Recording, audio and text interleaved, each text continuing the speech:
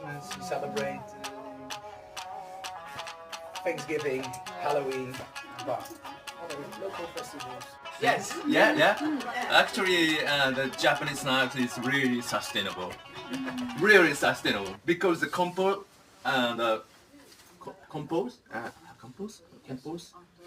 is very different from Western ones.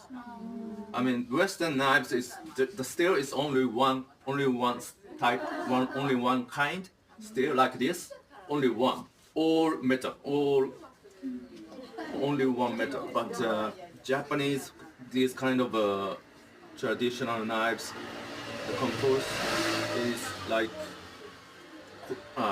core steel inside, hard core steel inside, and bind put together from both sides with softer